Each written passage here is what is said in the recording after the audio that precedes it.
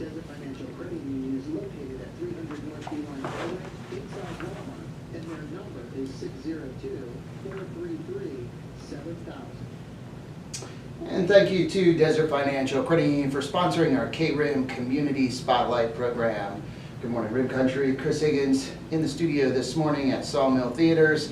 And today we're going to be talking about the Payson Book Festival. And it is the 9th annual Payson Book Festival that's happening Saturday, July 13th at the Mazatzal Hotel and Casino. And if you haven't been out there before, definitely want to check this out. There is something for everyone. There are books and activities for children, just a great time. And one of the amazing opportunities everyone has is to talk to the authors of the books. They're there selling their books, and they just love talking with people that come to the book festival about how they got into writing, inspirations, just any questions you really have for them about being an author. And this morning we have two of the authors that will be at the book festival on the phone this morning. First we have Michael Hale. Good morning, Michael. Good morning. And we have Ruth Douthit. Good morning, Ruth. Good morning. Thank you. Good morning. Thank you both for coming on this morning and sharing about yourself and about being authors. So I think Ruth, we'll start with you. Is this your first time coming to the Payson Book Festival? Oh no, this is my third time, and it is so wonderful. It's a beautiful venue. The volunteers are so helpful and supportive, and I have great success selling my books. So, I mean, why wouldn't I go? It's a great chance to get out of the Phoenix heat and enjoy the beautiful scenery. So yeah, I love it.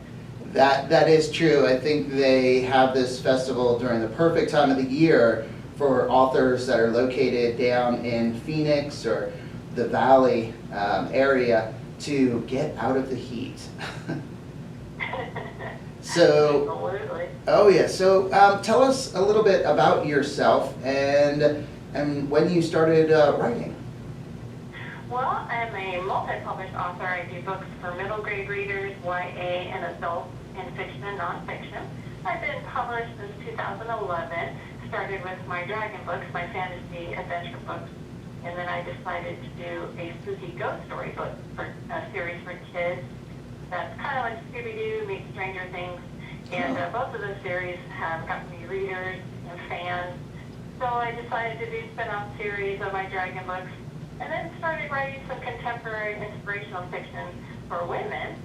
So now I'm like, I do genres, I cross genres, and it's been a lot of fun. And meeting the readers at the events are such a blast. But mostly my dragon books, I'm mostly known for the dragon books, so you'll see me, the big dragon that I have at my table. And I'm also a professional artist, so I illustrate my books. And I love to give away my dragon art there at the festival. So bring the kids over to my table, and you'll see the dragon art, and the kids can actually get some free dragon art there. Wow, that sounds great. Now, something that you said that I find interesting. I haven't heard from many of the authors that we've interviewed, but do you find a lot of other authors that cross a few different genres like you do?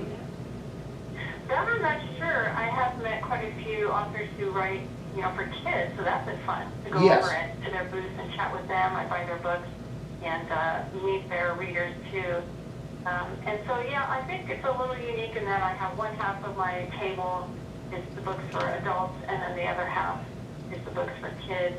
Mm-hmm. And so when the people come over to my booth, they often buy both. Mm-hmm. So it's kind of fun. They get a treat for both. But yeah, most of the authors I find either do for adults or kids, but it's rare to have both at one table. Yeah. Yes, I know an author that we interviewed last week, Connie Cockrell, who is here in Payson, and she writes science fiction, and she talked about how she couldn't, she doesn't understand fellow authors, friends of hers that write romance. It was just something that she never she can't understand, or she knows she could never write herself.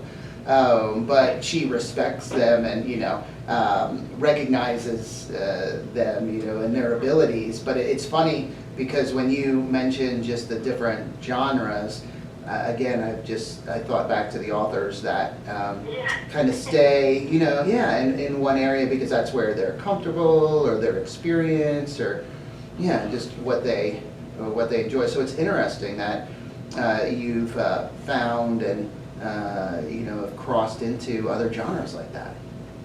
Yeah, sometimes when I write a contemporary story, it might cover some heavy topics, and I'll need a break.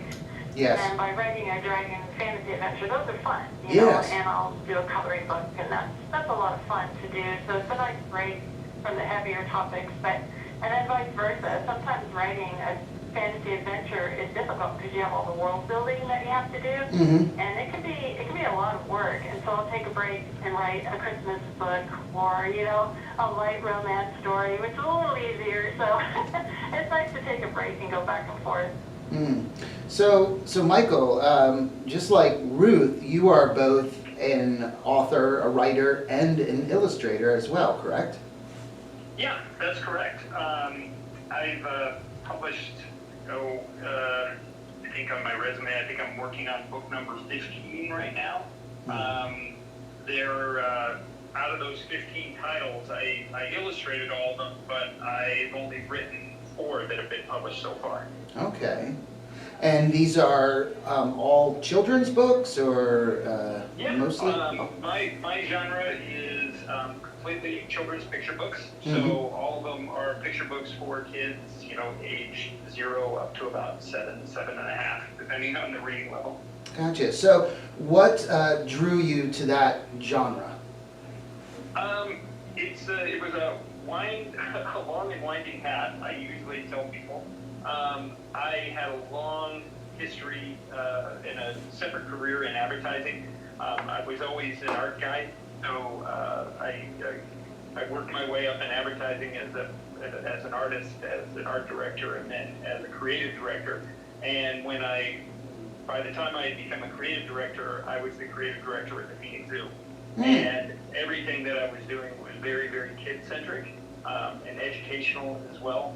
So it just kind of led when I worked with the zoo as a full-time employee, and then also continued freelancing for them for about 20 years. And then when that was all over, it's like, okay, I've got all this kid experience, I've got this writing and drawing experience, what am I going to do with it? And so picture books just seem to be a natural pathway from there. Gotcha. Well, it's great because there's definitely a lot for kids to participate in and to see at the Payson Book Festival. Both of you have books for children of different ages, and there are other authors with children's books as well. And then the Kid Zone, which excuse me, have to recognize Gila County Library District. They're the sponsor of the Kid Zone, and that's going on all day during the book festival from 9 a.m. to 2:30. And children can be read stories, listen to stories. It's they say on demand, so there'll be volunteers there, and if children go to the Kid Zone, they'd like to hear a story, they just ask one of the volunteers. They can also create their own book cover, write their own story, or create their own poems in Kid Zone. And then there'll be puppet shows as well with special guest Miss Susie at 10 a.m. and 11 a.m. So a lot going on in the Kid Zone. So Michael, is this your first time at the Payson Book Festival? Oh no, actually, I think this is actually going to be the 6th year that I've attended. I think, it's a great venue. Love going there, love seeing the people, meeting new ones, seeing the other old ones come back, meeting all the other fantastic authors that are there and seeing their stuff. It's always a great event, and I love coming every year. So over the years, have you had the ability to, or opportunity to have a lot of interaction with kids that come to the event? Oh yeah, definitely. It's really nice because everybody is so approachable. All the authors, you can come up, you can talk to any one of us, ask us whatever questions you want.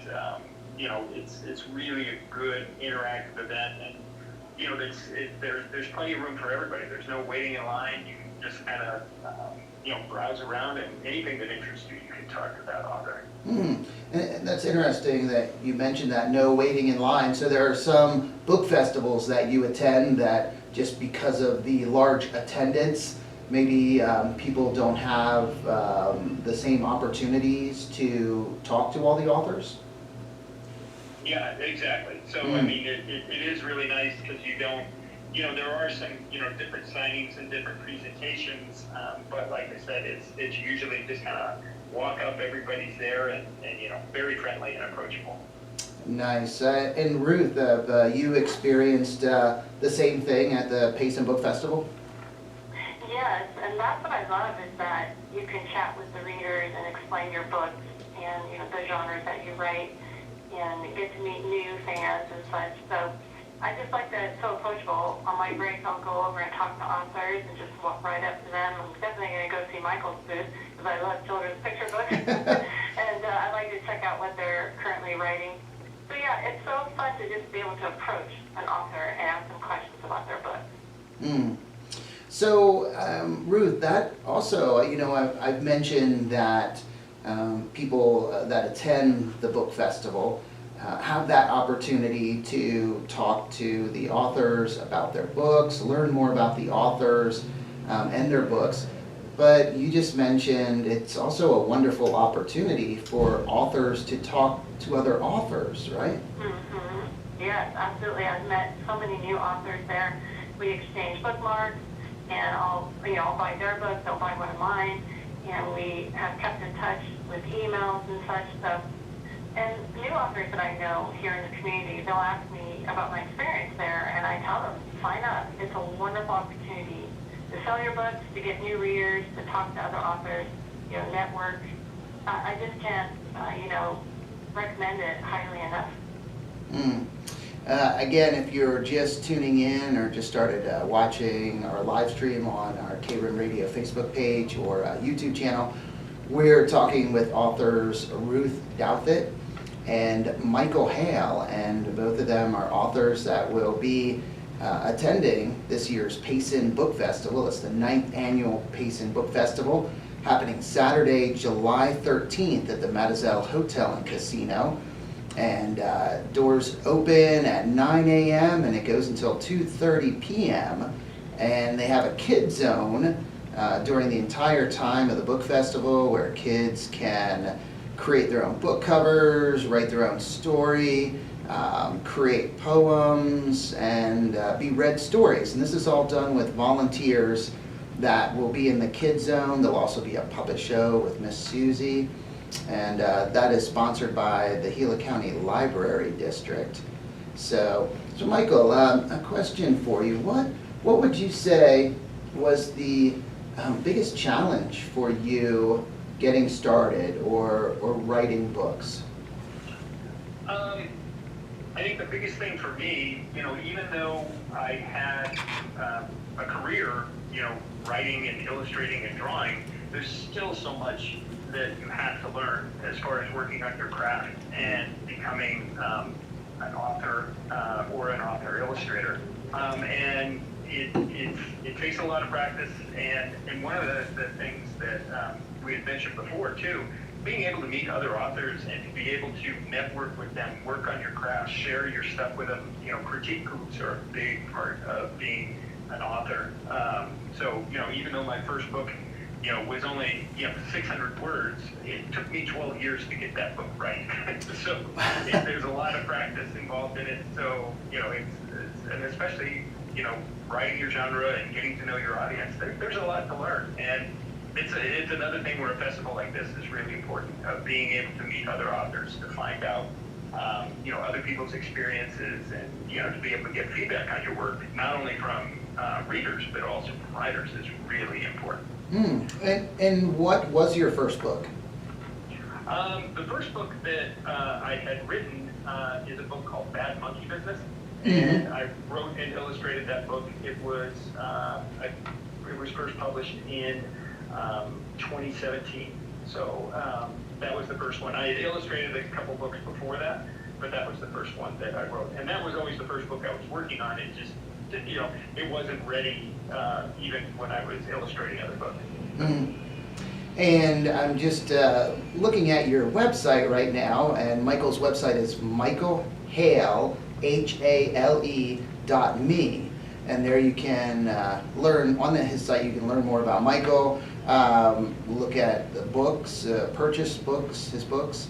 But now I do remember you because of the pith hat, and wearing that. Yes. So yeah, the kind of safari look and the Curious George, a little bit. Yeah.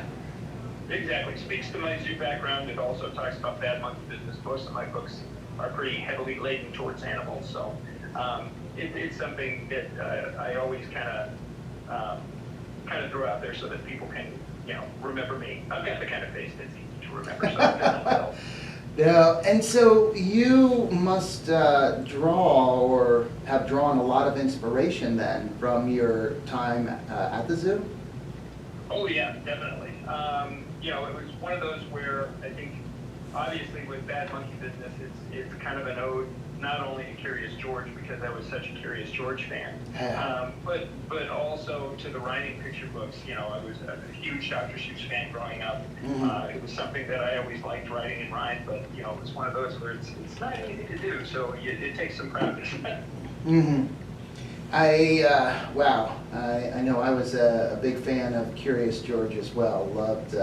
Loved those books. I don't think there are many people that didn't like Curious George. I mean, they were such fun books. Yeah, it was, and I actually imagine my surprise when I did go to work for the zoo, because if you remember your Curious George, they were always calling him a naughty monkey, right? Yeah. And I always thought that it was very unfair, because first of all, he was never naughty, he was just curious. Curious, yeah. Following it, so he was never being bad. And the other thing is they always called him a monkey. And one of the things that I learned while working at the Phoenix Zoo is, like, if you don't have a tail, you're not a monkey. Mm. George doesn't have a tail. So George isn't a monkey, he's actually an ape. Oh. Oh boy.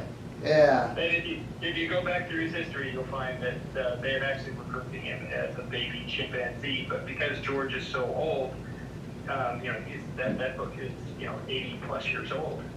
Wow. And, interchangeably that the word ape and monkey, people still use it that way, but I think we're a little deeper in our animal vocabulary now, where we don't really refer to apes as monkeys. Yeah, I cannot believe that is 80 years old. Oh yeah, it's crazy. Oh my goodness! Wow, another one. Yeah, I'm sorry. And if you look into the history, actually, Curious George and just the people who wrote it, Marguerite Ray and H.A. Ray, whose original name was Hans Gustav Reyersbach, which is a whole different story. But if you look, it predates World War II. Wow. The origins of it, yeah. Wow, that's and you made me look up another book that I really enjoyed was when I was young, Clifford, the Big Red Dog. Exactly. And that one, 1963 when it was first published. Wow. Yep. And actually another one of my books is called Found One Dinosaur, which was very much inspired by Clifford the Big Red Dog, because I always read that book as a kid, and logistically I would always wonder, like, who is taking care of this dog? You know how much it's going to eat? After it's got to eat. Yeah, some of the questions there, that's funny that you don't think about when you're a kid, and then as you get a little older, wait a second, what's going on here? So Ruth, what would you say was your biggest challenge when you started writing books? Well, I think because I self-published my books, getting to know the platform that I use, I've been doing that now since 2012, so it's definitely something I've learned over the years, but it's helped me to be able to release 4 books a year.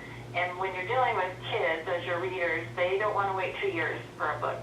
They want to know when your next book comes out. So that's been fun, being able to tell them, in 6 months the book will be here, and they get all excited. So That's been fun. I've been having to overcome some obstacles. I work full-time too, so finding the time to write and build my platform. I also do a podcast. So, you have to do so much now. As an author, you're in charge of your marketing, your publicity, as well as writing. And but I've had a lot of folks come alongside me and support me with critique groups, beta readers, my editor, she's amazing. Uh-huh. So yeah, you just have to keep going. Mm-hmm. So now, do you, all your artwork, do you do your own covers as well? Yes, I do my own covers because I have an art background and graphic design and such. That's come a little easier for me than it does for most authors. But even then, I've had to, struggle with that, loading the book cover and the platform. It's pretty tough. You have to make some tweaks. But over the years, I've gotten better at it. And so that's been fun, putting dragons on my covers, to attract the kids. It's just been a lot of fun. Yes, because I'm looking on your website now, and Ruth's website is artbyruth.com. I have to say, yeah, the covers of your dragon books and wow, the White Wolf, all of them, they're great. And along with Michael's as well, both of you, just your illustrations or your artwork is wonderful. Thank you. I appreciate that. Yeah, and how much do you think that has made a difference with the success of your books? I guess how much do you feel the illustrations and artwork, how much of a difference does that make? Oh, it's been so big. It's made a huge difference. I sit at the table and draw, and that draws folks over to my table, and then I have the big dragon drawing that I have there, and people say, "Oh, you do dragon books, right?" I said, "Yeah." So it draws people over, and I do it mostly to encourage the kids too. And if they buy, I'll tell them, if you buy all 3 books, you get a free coloring book, and so they love that. I love giving away my art there to inspire the kids. And I'd say like 9 out of 10 of the people who come to my booth love art, and their children are wanting to be artists. So just being able to hand them a free dragon drawing, they just love it. They're so inspired. So yeah, I didn't illustrate my first trilogy, the Dragon Force trilogy, and that's why I did the spin-off series with the next books, Dragon Games and Dragon Writers, because I wanted to illustrate those. Yeah, I think that's made all the difference when folks find out that I'm the illustrator as well. So. Yes, and you mentioned coloring book, and I see on your website Dragons and Fairies coloring book.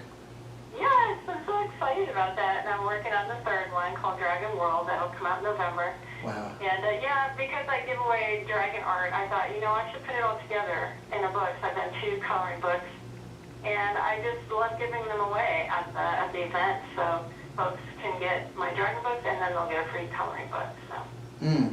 Wow. And again, we're talking with Ruth Douthit, one of the authors that will be at this year's Payson Book Festival, which takes place July 13th. That's a Saturday from 9 a.m. to 2:30 p.m. And also Michael Hale. Both of them live down in the valley and are coming up for the book festival, along with, I believe, with over 80 authors. I believe over 80 authors will be there. And so it's a great event for people of all ages. Kids can enjoy the Kids Zone, which is open during the entire book festival from 9 to 2:30 p.m. Kids can write their own story, create their own book cover, create their own poem, have stories read to them, and then there's puppet shows as well that will be taking place. So just so much going on at this year's the ninth annual Payson Book Festival. What I really appreciate about both of you, Michael and Ruth, is you're both very engaged. While you're at the book festival, just from listening to you, looking at your websites, whether it's what you're wearing, or by coloring and drawing, at the book festival, just engaging in the attendees, the children. But I know that probably makes it just extra special for the people attending. And have you found that, Michael, where you just kind of seem to attract, the children to your table? Well, yeah. I mean, and I confess I do the same thing that Ruth does. I sit and draw the entire time, because it's one of those things that, inevitably, the people who do come in, and especially with kids that are interested in maybe trying to do this one day, whether it's writing or, illustrating or doing something else, it gives them an idea of saying, well, if you want to be a writer, you need to write.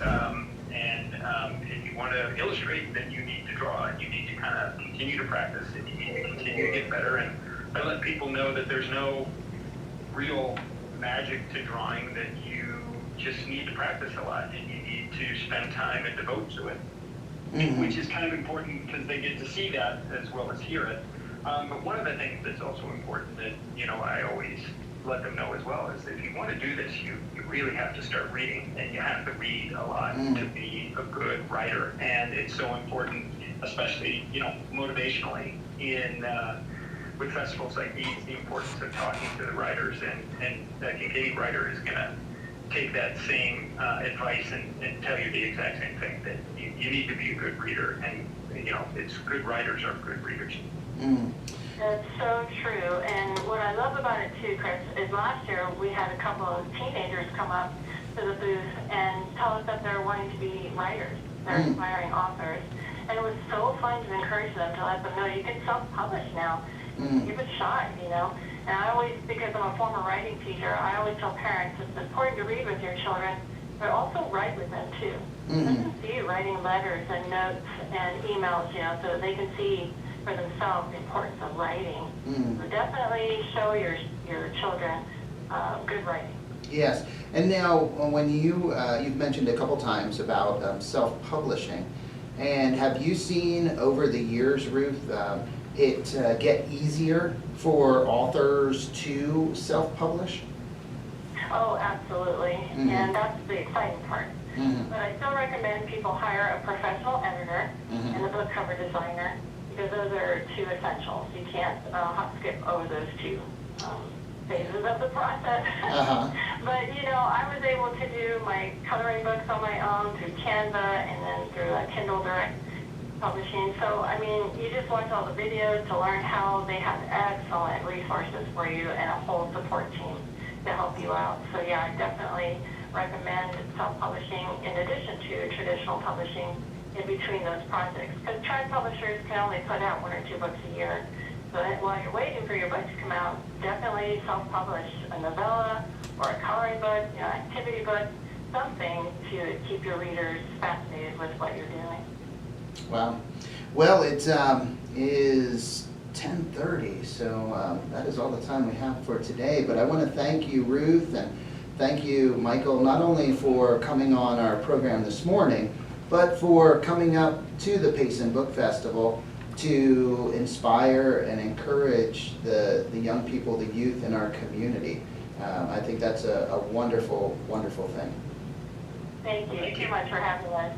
Oh, you're so welcome, and we'll probably see you out at the Payson Book Festival, both of you, on Saturday, July 13th. Again, that's at the Mazatzal Hotel and Casino from 9 until 2:30 p.m.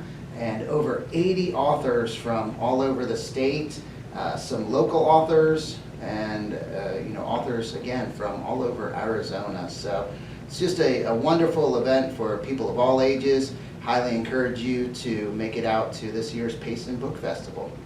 Well, thank you everyone for listening and watching today's Community Spotlight program. Time to get back to the music here on KRIM with Steppenwolf, Bad Company, Bob Seger, and more. But first, let's get a quick update from the National Weather Service.